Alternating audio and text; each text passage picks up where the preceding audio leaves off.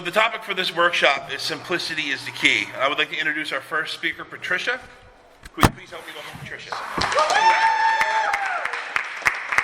Okay, I'm going to stand up so I can be heard. I'm a grateful addict called Trish. Hey everyone. I was in the women's rap earlier and there was no microphone and they were trying to get the word, talk loud enough for everyone to hear. And I turned to my friend and I said, I'll bet the men's rap has a microphone. And when we heard, no, you guys didn't. So it's all good. I'll just talk loud because I do have a big mouth when I want to. My topic is simplicity is the key. Man, I can complicate anything. And I always have been able to do that. When I was younger, I always wanted something different from what I had. I wanted to be somebody I wasn't. And it complicated stuff. When I was doing things that were in conflict with my core values, because I believe I had some core values. I was taught right from wrong. I knew when I was doing wrong.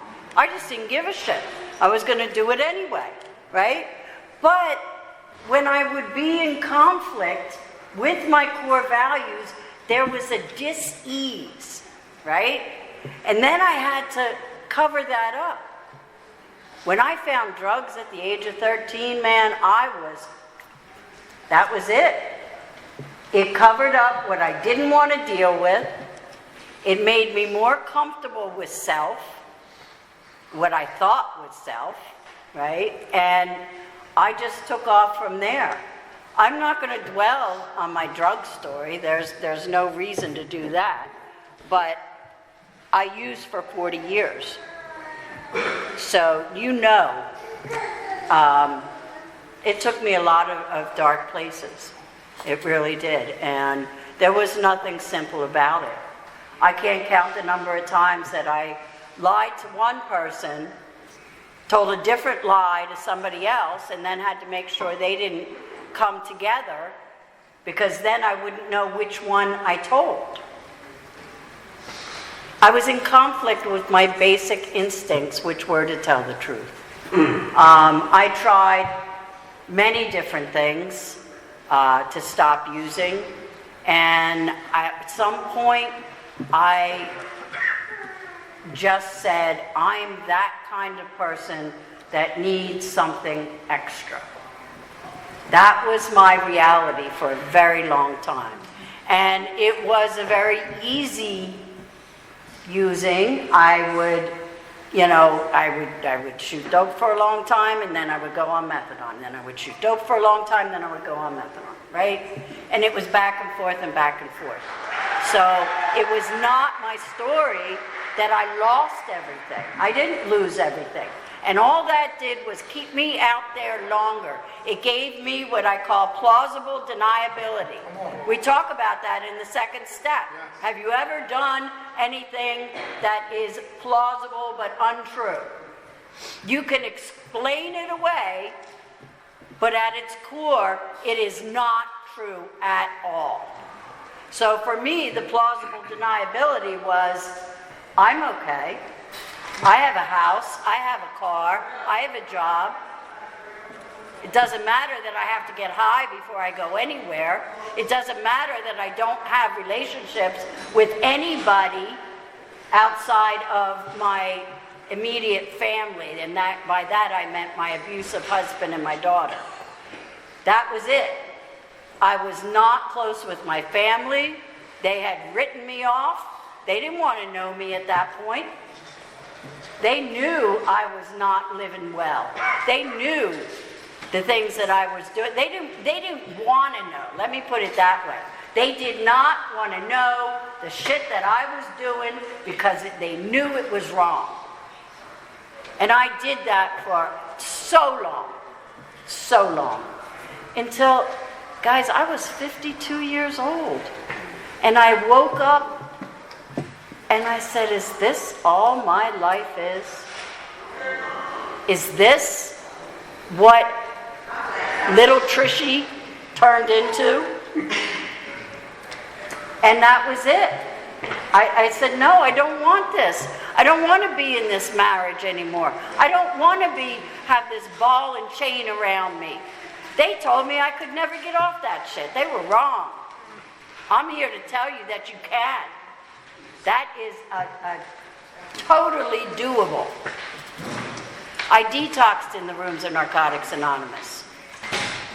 I received so much support and help from addicts like all of you.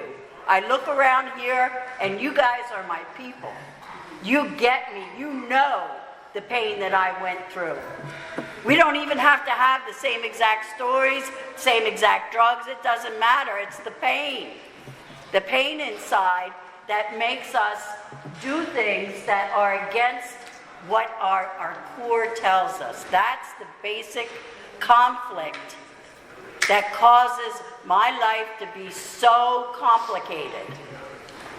I get into these situations and I try to get my way out of them, and when I look at it, it's always because I am not staying in the moment.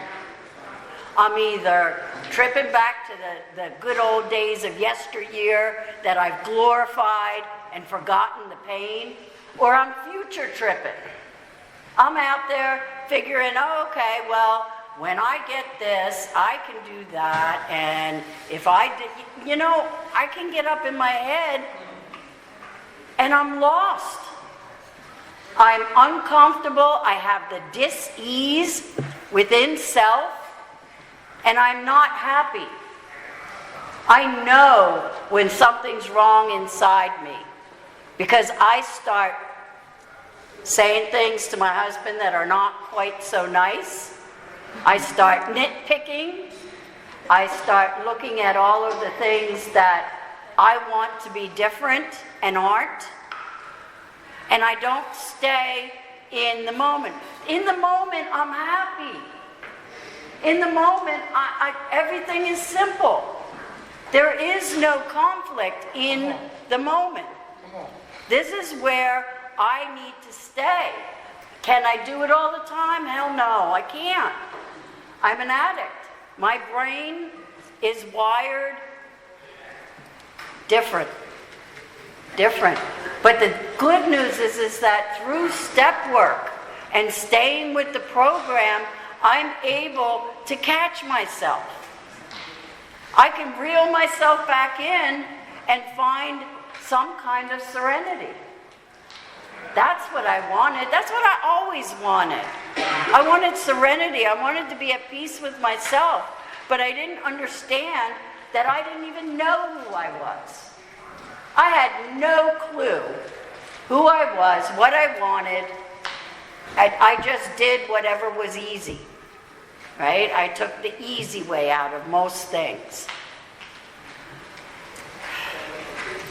Working through the steps of Narcotics Anonymous helped me to find who I was.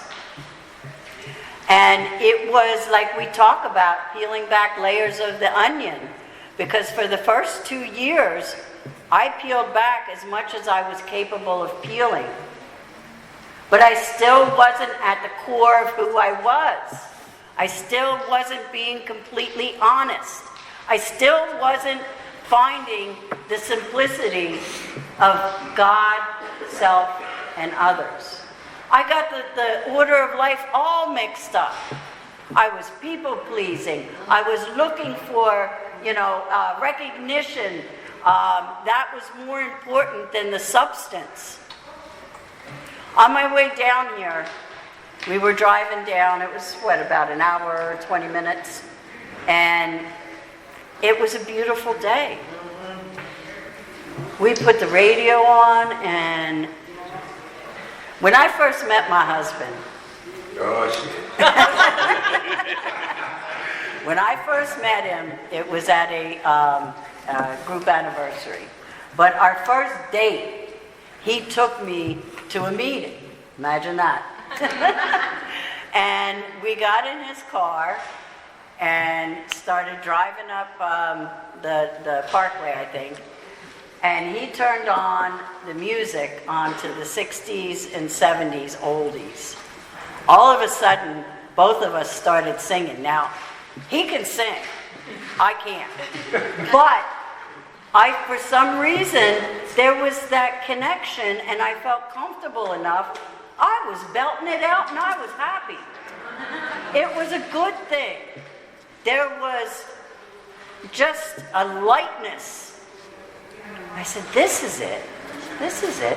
And I did something different than what I always did.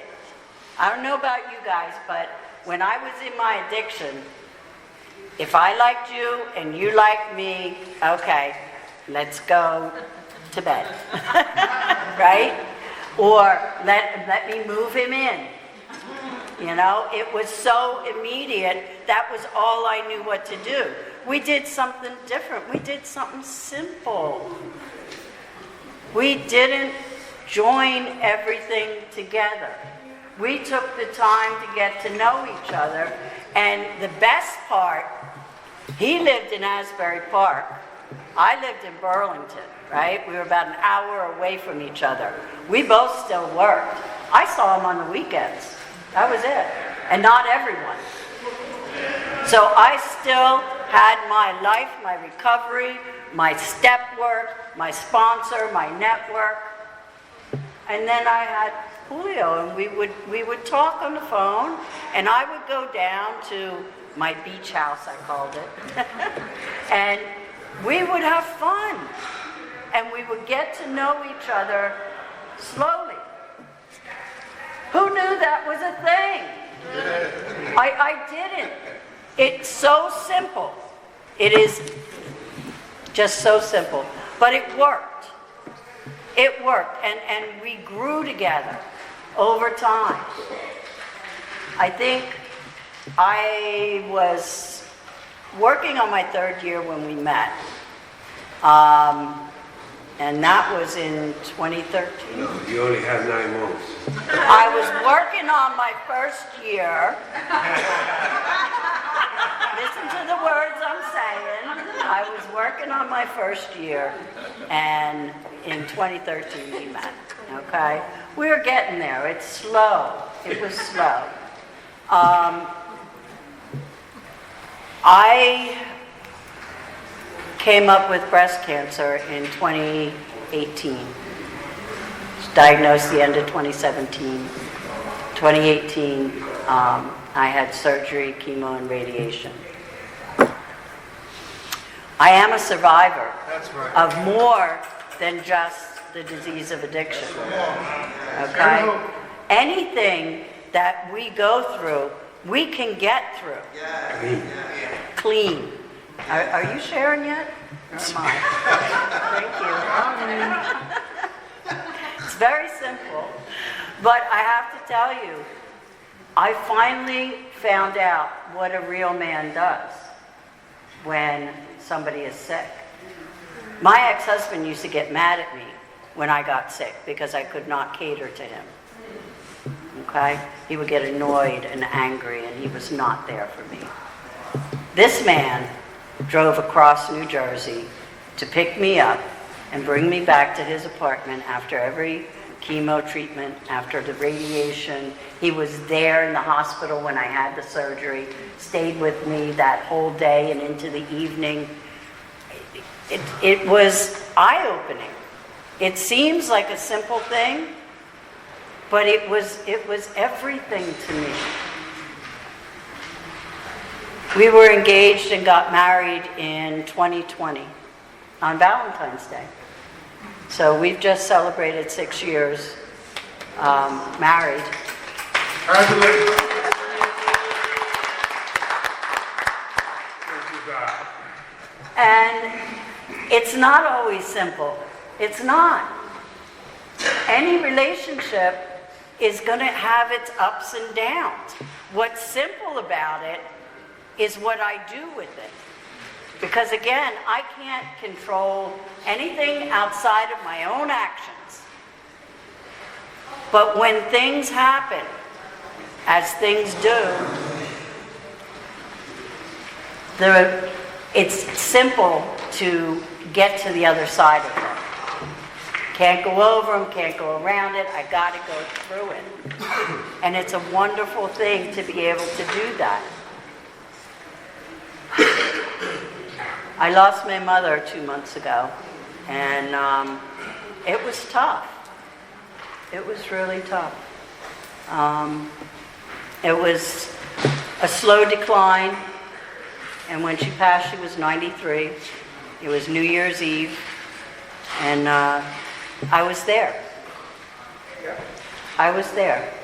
My brother and my sisters were not at the house at that time, and I'm not saying they weren't before that. But I was the one that was there. This is the woman that I later found out wrote a letter to her father saying that she was jealous of me because I was my father's favorite. We found the letters. But I had made amends to her, and she made amends to me. She benefited, my whole family benefited from this program. It doesn't stop with us.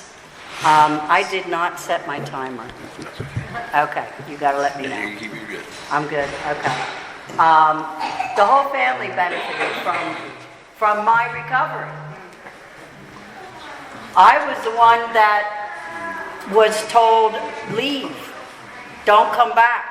I left my mother's house when I was 16. She put me in a drug program run by Catholic priests that I ran away from. She then put me into a mental hospital, a private mental hospital, for a year. I spent 16 and a half to 17 and a half in a private mental hospital on an locked adolescent ward because she did not know what to do with me. When I finally talked to her about the fact that her brother had molested me at the age of 8, she looked at me and said, "Do you think you're the only one it ever happened to?" Complicated relationship with my mother. Through the program, through my 4th step, through 6 and 7, being able to see where are my character defects? What am I bringing to the table? I was able to simplify that relationship and to renew it. To renew a bond with my mother that I never thought I would have. After she passed, my brother-in-law had said to me, "You were the one that was there." Imagine that. Who would have ever thought you would be the one that was there? And it's true. I was the black sheep. I was the one that was always told, you're not going to make it. You know, my mom told me when I was 15, all you want is sex, drugs, and rock and roll. And I was like, yeah. What's your problem? Right? No. There is so much more to life, and it's all simple. That ride down here with the sun shining and the music on the radio and us singing. As long as I have that, I don't have anything to fear. As long as I can stay in the moment, I want to stay right where my feet are. Anywhere else is not my place. It's not my place to walk in your shoes. I can empathize with you. I can think about what you're going through, and I can give you my experience, strength, and hope. That's all I can do. I can't be anybody other than who I am. And today I finally know who that is. I am a spiritual being having a physical experience, right? When I had cancer, I remember laying there and in the middle of the night, and I would close my eyes, and I was scared, and I would just pray, God, please see me through this. I'm scared. I don't know what's going to happen. I don't know if I'm going to make it. I'm hurting. This doesn't feel good.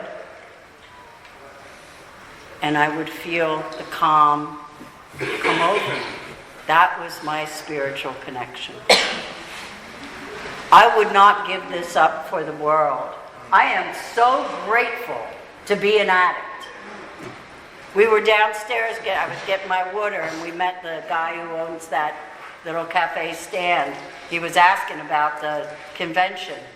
And he said, what kind of convention is it? I said, it's a Narcotics Anonymous convention. And he said, oh, okay. How many people? And somebody said, oh, I think probably about 1,000. And he was, oh my God. He was so surprised. I said, we're just happy to be here. We're having fun, we're enjoying our lives, and we're happy to be here. Today, I am joyous, I'm happy, and I'm grateful. Thank you for letting me share.